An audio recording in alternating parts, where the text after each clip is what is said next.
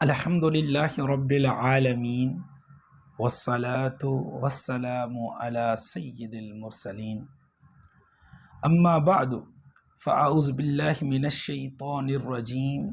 بسم اللہ الرحمن الرحیم ومن یطع اللہ والرسول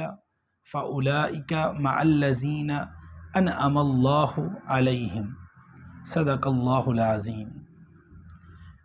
اویسیوں میں بیٹھ جا، بلالیوں میں بیٹھ جا، طلب ہے کچھ تو طلب ہے، سوالیوں میں بیٹھ جا۔ یہ معرفت کے راستے ہیں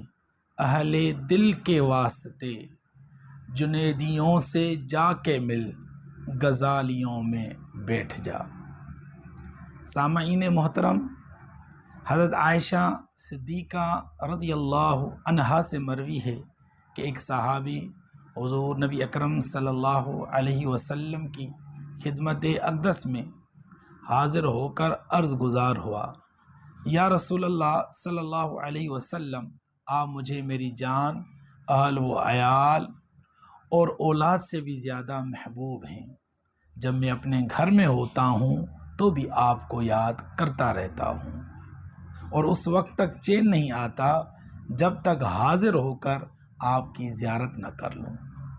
جب مجھے اپنی موت اور آپ کے وصال مبارک کا خیال آتا ہے تو سوچتا ہوں آپ تو جنت میں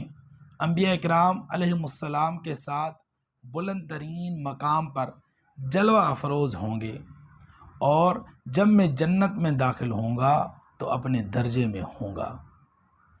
لہٰذا مجھے یہ خدشہ ہے کہ کہیں آپ کی زیارت سے محروم نہ ہو جاؤں۔ آپ صلی اللہ علیہ وآلہ وسلم نے اس صحابی کی اس بات پر سکوت فرمایا، یہاں تک کہ جبریل امین یہ آیت مبارکہ لے کر اترے، وَمَن يُطِعِ اللَّهَ وَالرَّسُولَ فَأُولَئِكَ مَعَ الَّذِينَ أَنْعَمَ اللَّهُ عَلَيْهِمْ،